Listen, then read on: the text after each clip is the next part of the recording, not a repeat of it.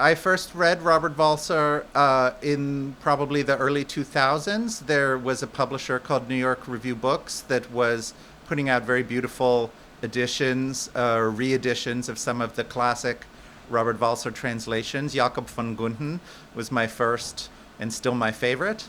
Um, and another translator was translating several of his other collections and novels. Um, but I thought that there was a way to get a different side of his voice into English, a little bit more energetic and crazy sounding, because that's part of Valser's mood as well. So it's actually, I think, a good thing in English that there are probably half a dozen people translating Robert Walser currently. So there's not just one version of his voice in English right now. Um, I made a selection that included Fritz Kocher's essays, which is from Walser's first book, where he pretends to be a 13 or 14-year-old kid doing school assignments. And they're very funny and very innocent, but it's hard to know if Walser's being innocent or if he's being fake innocent or if he's being fake innocent. So when he says things like, I don't know why anyone would work in a factory, it's so ugly there.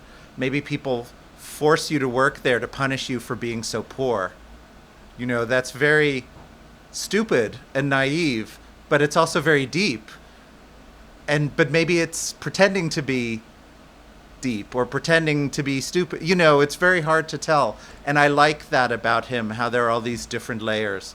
So the Fritz Kocher essays are a great example of that. And then I made a selection of a bunch of other pieces. Most of them hadn't been translated. The book is called A Schoolboy's Diary, which is the title of one of his stories. So it's a lot about schoolboys and a lot about diaries and writing. I wrote the first biography of Hermann Rorschach. It's kind of amazing that even in German there hadn't been one.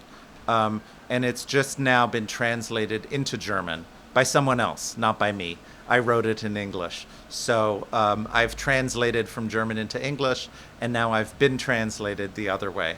And I was very impressed by the translator. He and I have emailed a bit.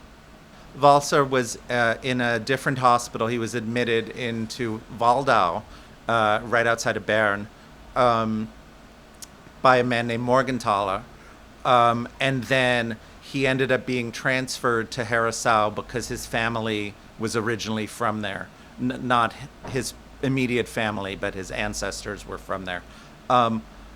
Rorschach actually worked at Waldau. It was one of his first jobs after he got, not his first, but one of his jobs before Herisau. And he knew Morgenthaler. Morgenthaler helped Rorschach get his book published, and they worked together. Morgenthaler's probably most famous today for discovering and writing about Adolf Wolfli, the schizophrenic artist in Waldau. So Morgenthaler, as I say, is also the person who admitted Walser. And so it's just a coincidence, but it's kind of an amazing coincidence. And then in Herisau, where Walser spent the last decades of his life, is where Rorschach was. And it's in the files, in the archives about Hermann Rorschach, you sometimes see Walser's name, but it's not Robert Walser, of course. It's other Walsers because his ancestors were from there. That's why Robert ended up there. So, of course, there are other people named Walser in the area, and some of them signed Hermann Rorschach's forms saying he had done his military service or tax forms or whatever it was. So you sometimes see the name Walser in the Hermann Rorschach archives, but it's not Robert Walser. Hermann Rorschach died in 1922, and Walser didn't get there until the 30s. One of the things that's very important, maybe most important in the Rorschach test, where there are these 10 images that Herman Rorschach made. You don't make your own each time. They're not random. They're actually very well put together to elicit different things and make people react to them in different ways. And one of the things in the Rorschach test that that a lot of people don't know is that it's not about what you see. It's not about, oh, I see a vampire or I see my mother or whatever. It's about how you see it, how you process the information. Do you see the whole picture? Do you get lost in the details? And especially important is, do you see a sort of alive scene with movement? Do you see two dogs kissing each other and high-fiving, or is it frozen and static?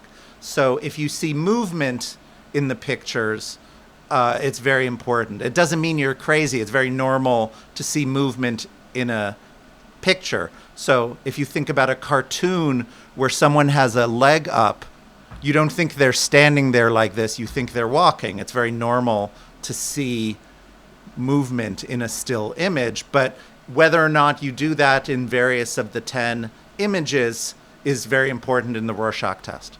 And so it's very important in writing, too. How the writing moves is maybe the most important thing about it, and also the most important thing for a translator to recreate. So what I'm going to be talking about today at the Robert Walser-Sculpture is how Walser's sentences move and how he moves through the stories he tells. And I hadn't thought of it until just now, but that's connected to the Rorschach test.